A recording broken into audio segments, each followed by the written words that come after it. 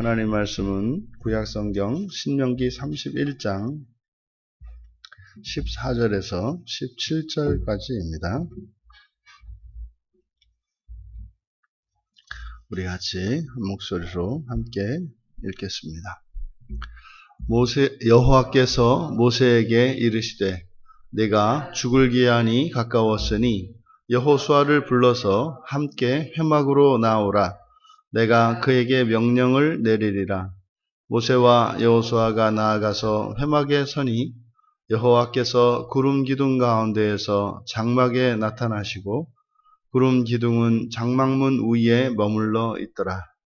또 여호와께서 모세에게 이르시되 나는 네 조상과 함께 누우려니와 이 백성은 그 땅으로 들어가 음란히 그 땅의 이방 신들을 따르며 일어날 것이요 나를 버리고 내가 그들과 맺은 언약을 어길 것이라.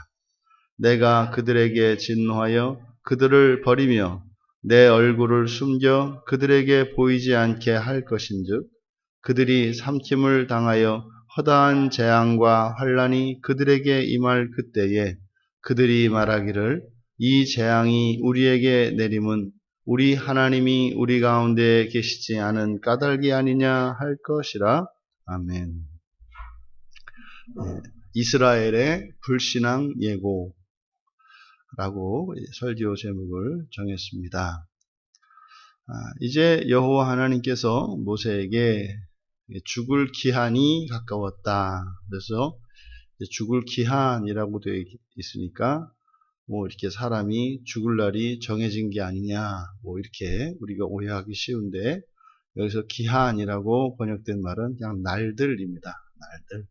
사람은 죽게 되어 있죠. 그러니까 죄가 이 세상에 들어온 뒤로 죽게 되어 있고 반드시 죽을 날이 있습니다. 그것이 언제냐 이렇게 우리가 정확히 알 수 있느냐면 그렇지 않습니다. 하나님께서 다시 오시는 예수님이 재림하시는 그날도 우리가 언제인지 정확히 알 수 없습니다만 중요한 것은 그날이 있죠. 그날이 있다는 겁니다. 그래서 만약에 우리가 그 날을 알아야 할 필요가 있다면 가르쳐 주셨을 거예요. 근데 가르쳐 주시지 않은 것은 그날이 있다는 것을 아는 것만으로 충분한 겁니다. 그러니까 그날이 언제냐가 아니라 그날이 있다는 것이 중요하고 그것을 우리가 늘 잊지 않아야 합니다.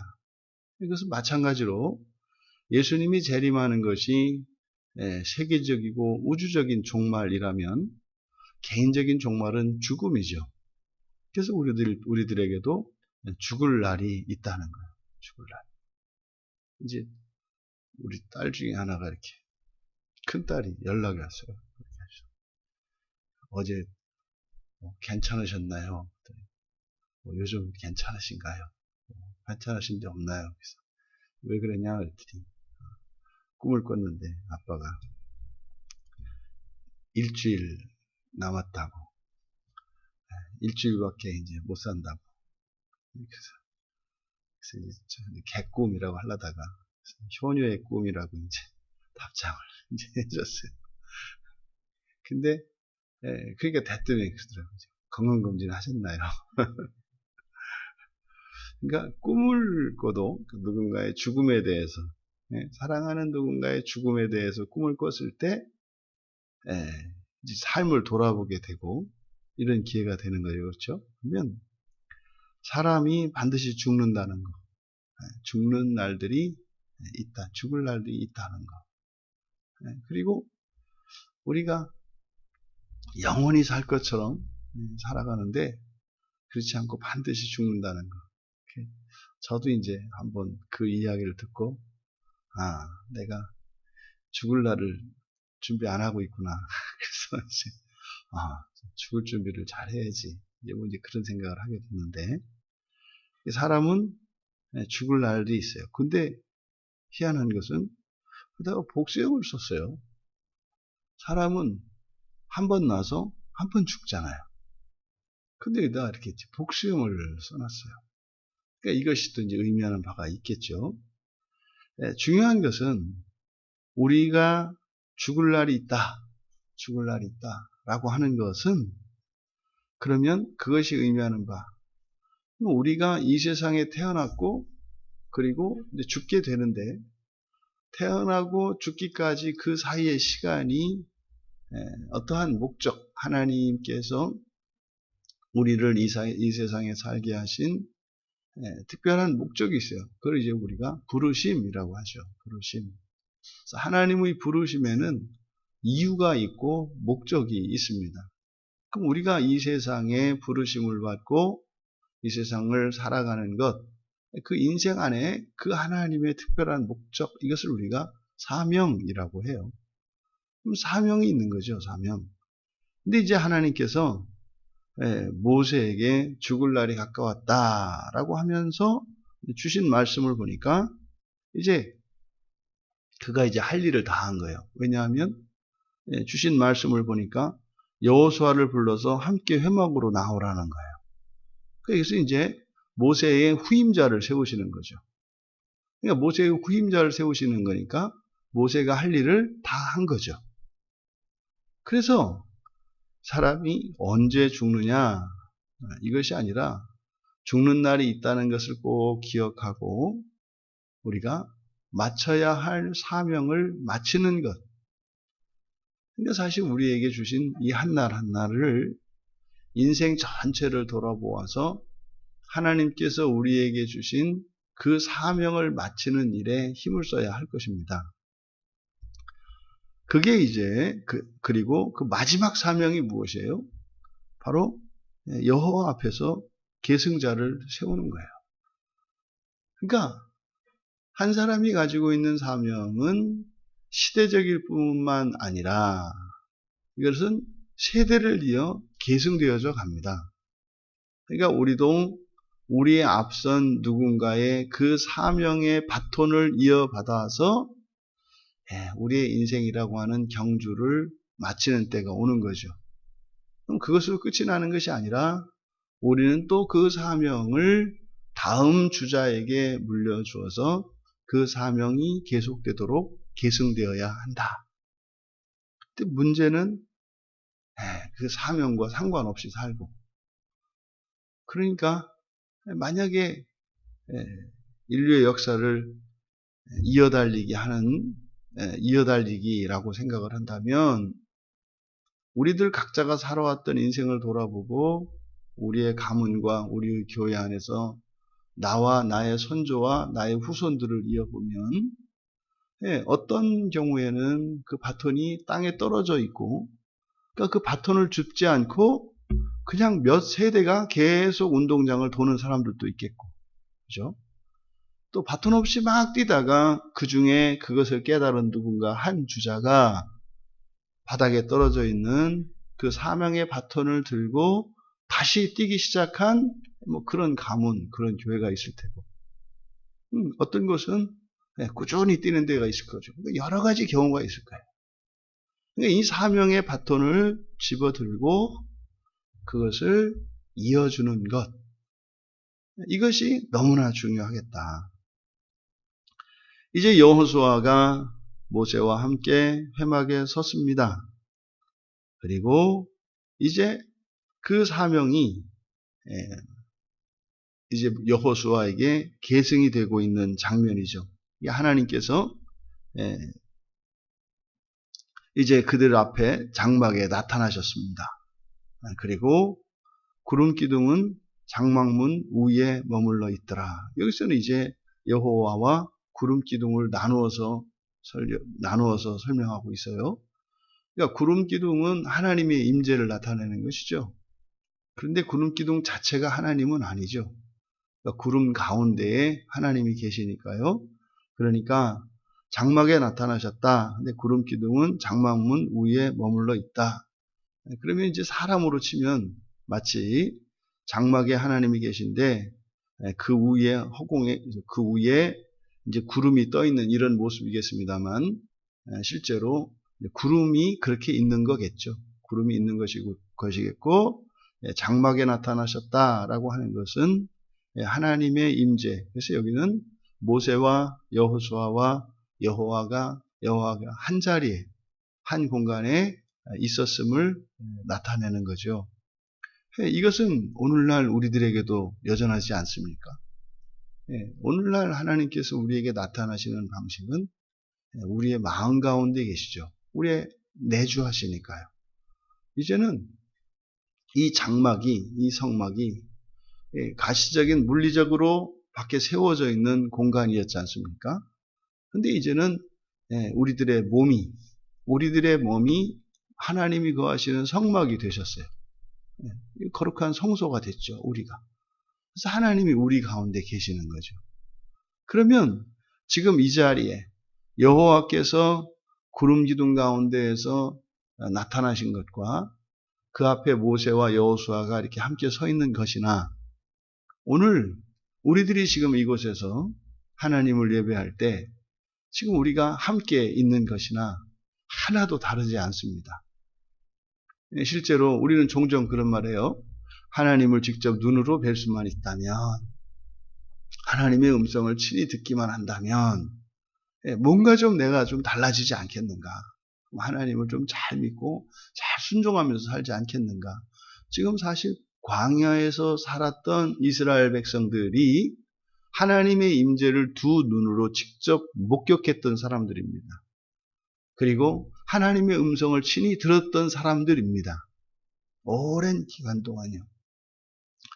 그랬던 사람들이 어떠한가? 이제 성경은 가르쳐줘요.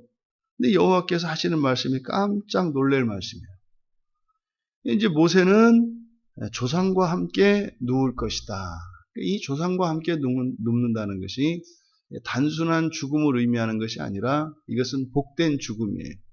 그러니까 우리가 성경에서 발견한 그 구원의 진리, 이 구원의 섭리와도 일치하죠. 우리의 죽음은요, 개인적인 죽음입니다만 또한 그것은 공동체적인 의미가 있다. 그렇죠? 만약에 여러분들이 예수를 안 믿고 여러분 조상 가운데에서 아무도 예수를 믿는 사람이 없었어요. 여러분들은 조상과 함께 누울 것입니다. 근데 여러분들이 예수를 믿지 않았다면 분명 그분들의 영혼은 하나님 나라에 있지 않아요. 지옥에 있어요. 분명히. 그러면요, 그렇게 살다 죽으면 조상들과 함께 누울 것입니다. 그런데 말입니다. 그 조상들이 우리의 거처를 마련할 수도 있지만 우리도 그 거처를 마련하는데 기여할 수 있다. 여러분들이 예수를 믿었기 때문에 이제 여러분들은 여러분 조상들과 함께 누울 것인데, 그러니까 여러분이 지옥에 간다면 조상들도 지옥에 갈 것이고, 여러분들이 천국에 간다면 조상들도 천국에 간다는 사실을 구약 성경에서 계속 말합니다. 조상과 함께 눕는다. 조상과 함께 눕는다. 이것은 단지 사람이 죽는 것에 대한 은유적 표현이 아니에요. 이것은 실제적 사실입니다. 사실.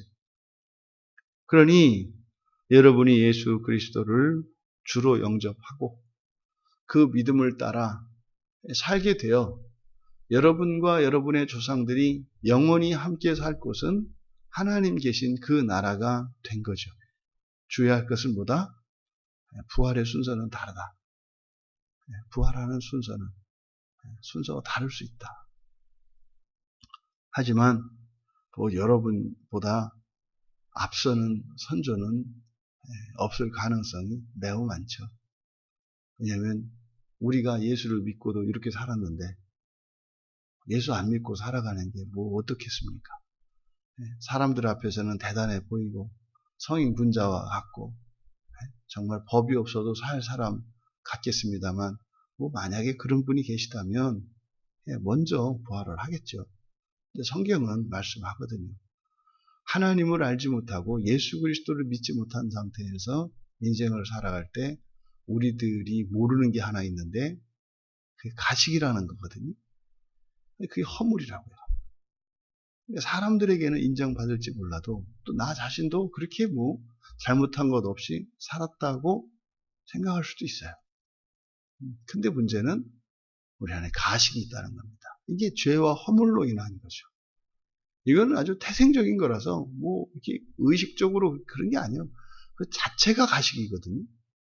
존재 자체가 가식이기 때문에 너무나 연기에 열중한 나머지 진짜 나인 줄 안다 이 말이에요. 근데 그때 가면요, 모든 가식의 허물을 벗고 하나님 앞에 서서 내가 벗어놓은 가식의 껍질을 보게 될 거예요. 그 양심이거든요.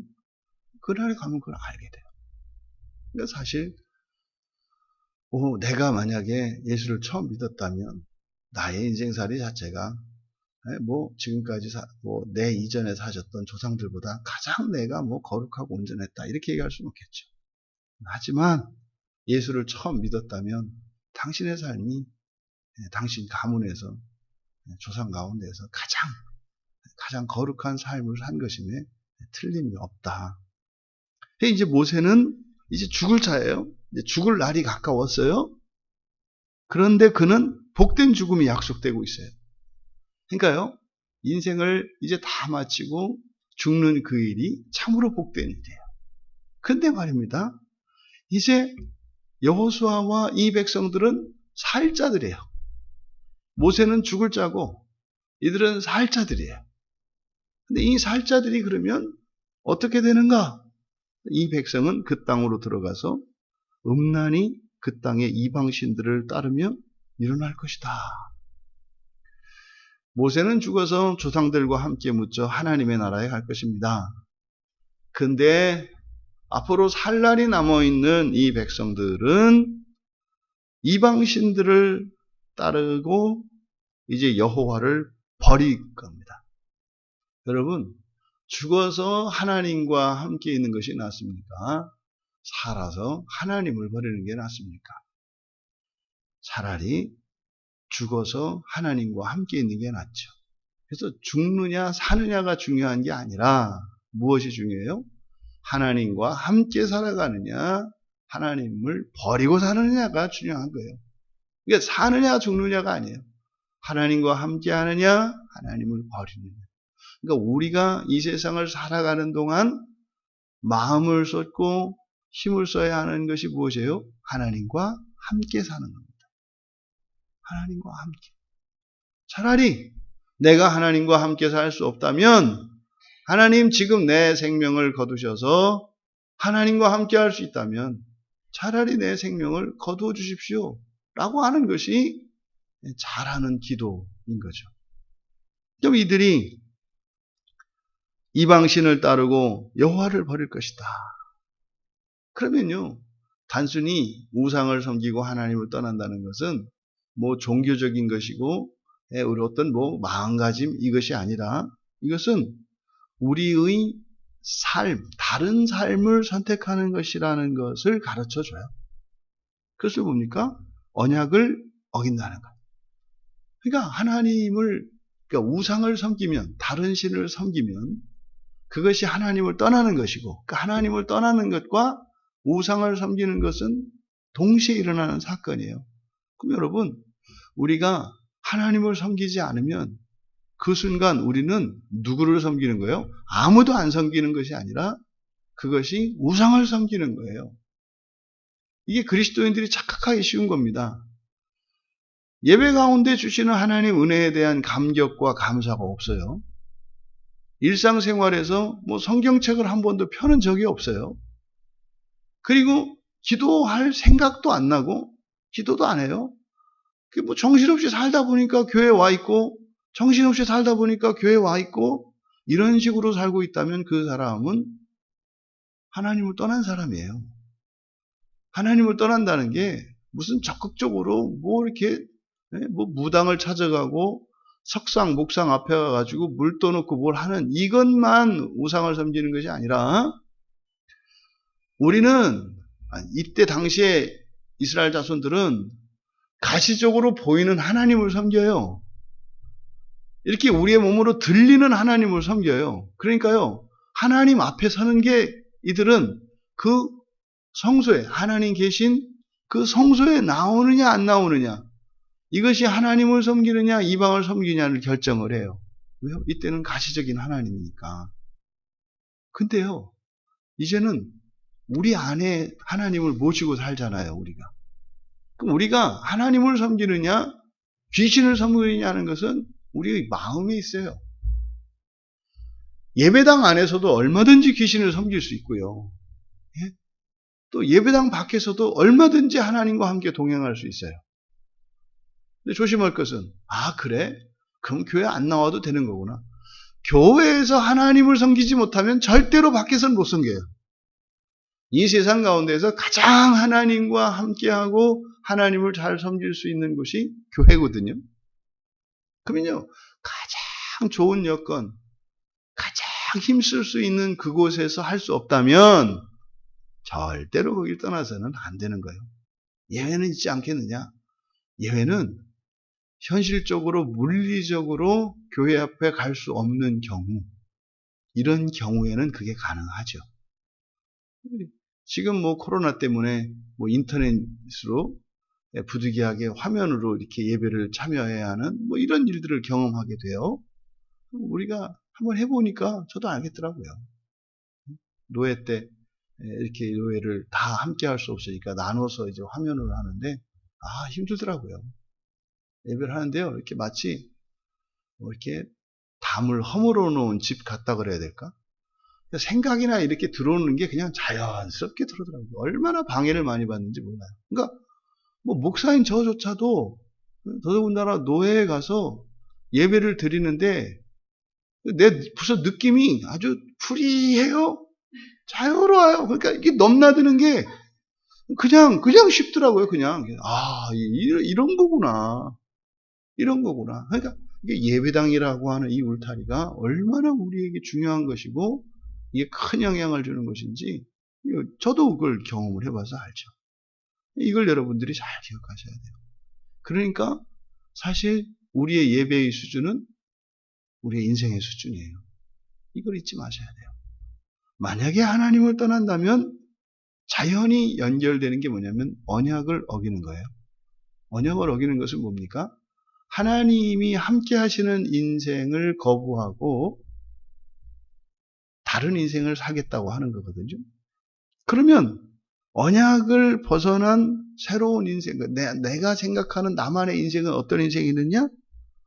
여호와께서 진노하여 그들을 버리실 것. 이게 이제 그겁니다. 언약을 어긴다고 하는 것은 사실은 하나님이 적극적으로 버린다는 의미가 아니라 언약을 버린다는 것은 하나님의 보호와 하나님의 은혜를 거부한 거예요. 거부한 결과 그렇게 되는 거죠. 그랬을 때 그들에게 어떤 일이 일어나는가?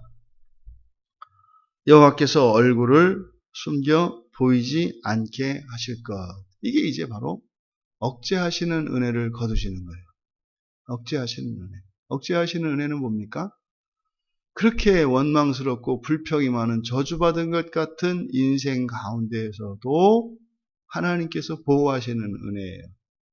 그래서 우리가 겪어야 할 이런 환난에 최소한만 겪게 하시는, 그리고 우리가 누려야 할 최대한의 복을 누리며 살게 하시는 이 은혜가 억제하시는 은혜예요. 근데 이 억제하시는 은혜, 언약 안에 있을 때입니다.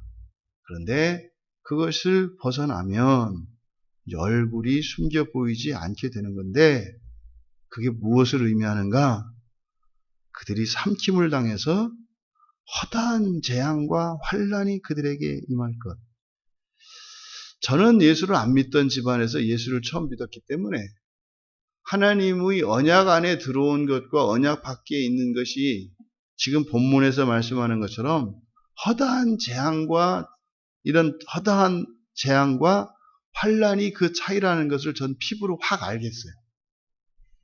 저희 집이 예수 안에 있을 때와 예수 밖에 있을 때 완전히 다릅니다.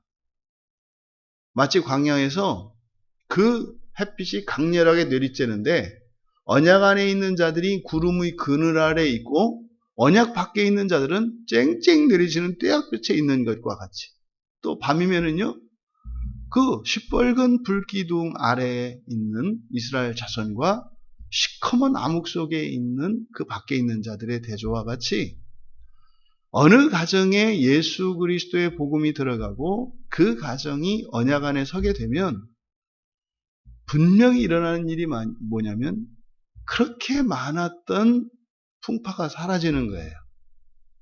이런 재앙과 환난이 사라집니다. 그러면 반대로 언약 밖에 살아가게 되면 그게 다시 와요. 그건 하나님이 내리는 것이 아니라 우리가 서는 것이라고요. 구름 기둥 그 그늘 안에 설 것이냐 밖에 설 것이냐를 우리가 결정하는 거예요. 그것이 하나님의 주권을 절대 침해하는 게 아니에요. 버리지 않으시거든요. 언약의 백성이 그 그늘 밖으로 나간다 그래서, 다시 말해서 교회 안 다니고 밖에 떠돈다 그래서 하나님이 버리시냐? 그렇지 않아요. 다만 은혜의 손길을 거두시는 거죠. 왜요? 그것은 돌아오게 하시기 위한 은혜의 수단이에요. 하나님의 보호와 은혜가 무엇인지 깨닫게 되고, 왜요? 이 억제하시는 은혜는요, 잃고 나서야 알게 되는 은혜거든요. 있을 때는 감사가 아니라 감정 상하는 거라니까요. 뭐 이딴 거밖에 안 줘요? 이런 거죠. 이게 주로 하는 게 어찌하여 내게, 이게 뭡니까? 이딴 거죠. 이딴 인생을 주세요. 그럼 이딴 인생이라도 이딴 인생 한번 없어 보라 이 말이죠.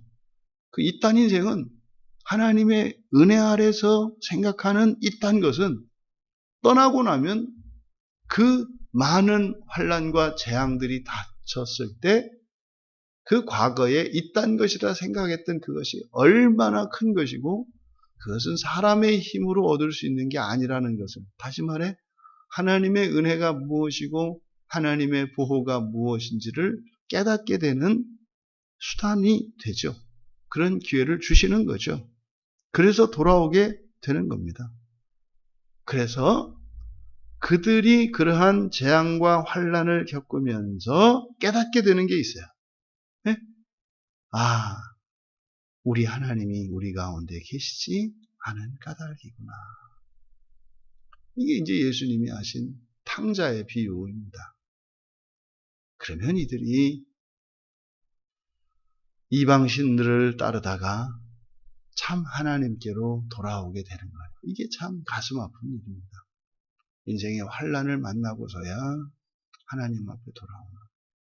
근데 여러분, 지금 이들이 애굽 땅에서 광야를 거쳐 이제 가나안 땅에 들어갈 것이고, 다시 이 모압 평지에서 언약을 갱신하여 하나님을 직접 경험하였던 사람들입니다. 그런데 그들이 그들에 대해서 하나님이 불신앙을 예고하고 있어요. 여러분, 이들의 아버지들은, 할아버지들은 광야에서 엎드려 죽었어요. 왜요? 불신앙 때문에. 그러면 이들이 가나안 땅에 들어갑니다만 진정한 의미의 가나안 땅은 아니죠. 이스라엘은 여전히 광야의 삶입니다.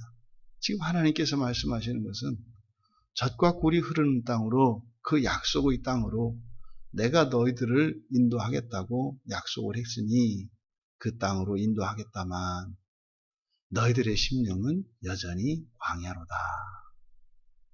여러분, 우리가 예수를 믿고 교회 안에 깃들였습니다. 우리들은 과연 이제 하나님께서 주시는 그 복된 가나안 땅의 인생을 살 수 있습니까? 아니면 여전히 우리는 광야에서 살아야 합니까? 예?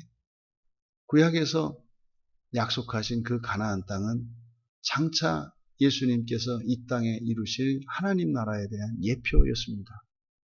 그러니 구약의 가나안 땅, 이게 뭐예요? 잘 먹고 잘 살고 좀 살림이 좀 넉넉하고 이제 가난으로부터 벗어나는 이런 것들이 가나안 땅이라고 할 수 있겠죠.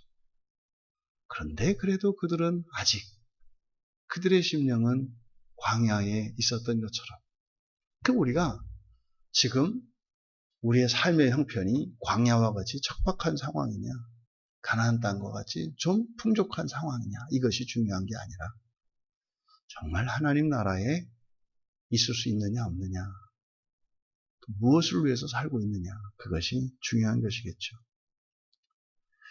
이스라엘의 우상숭배와 불신앙에 대한 예고, 이것은 예수를 주로 영접하고 하나님의 말씀인 성경을 믿고 그렇게 살아갈지라도 시행착오를 겪을 수밖에 없는 비참한 인간인 것을 가르쳐줘요.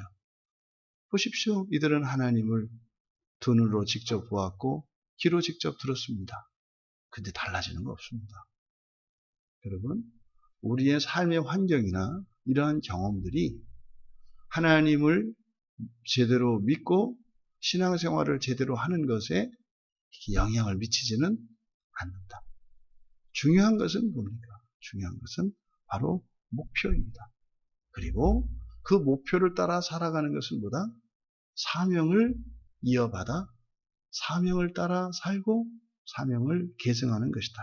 그래서 우리들은 우리 각자의 사명을 깨닫고 그 사명을 따라 그리고 그 사명을 계승하며 살아가는 역사적인 신앙생활을 해야 되겠다. 혹시 우리가 범죄하여 하나님을 떠나 언약 밖의 삶을 살아왔다면 그 즉시 깨닫고 돌이키면 됩니다. 하나님께서 우리가 미워서 하나님을 그 힘든 가운데 두신 것이 아니라 깨닫고 돌이키도록 하시기 위한 은혜의 수단인 것을 기억하여 우리의 삶 속에 있는 작은 불편도 그냥 내버려 두지 마시고 대수롭지 않게 여기지 마시고 또 그것을 인내하고 참으려고 하지 마시고 우리의 내면에 우리의 삶의 불편과 고됨을 하나님 앞에 기도하고 정직하게 이 모든 나의 삶의 고난과 환난을 제거하여 주시도록 나의 마음이 여호와 앞에 서도록 하나님께 은혜를 구하며 기도할 때 우리의 마음의 변화가 하나님께서 바꾸어 주시는 그 삶의 환경을 마주하게 될 것이라는 믿음을 가지시고 이 한날 그렇게 사명을 쫓아 이어 살아가는 역사적인 삶의 한날이 되시기를 주님의 이름으로 축원합니다. 존귀하신 하나님, 이제 곧 죽을 모세는 하나님과 함께 영원한 나라에 거할 것이지만 앞으로 살 날이 남아있는 이 백성들은 오히려 하나님을 떠나 살게 될 것이라고 하는 하나님께서 주신 이스라엘의 불신앙에 대한 이 예고를 통해 우리들의 삶에 대하여 우리가 마음을 기울일 것이 아니요 하나님 떠나지 않고 오히려 하나님과 함께 오시는 예수 그리스도를 마중하며 살아가는 인생이 되도록 은혜를 더하여 주시고 복을 내려 주시옵소서. 감사하며 예수님의 이름으로 기도하옵나이다.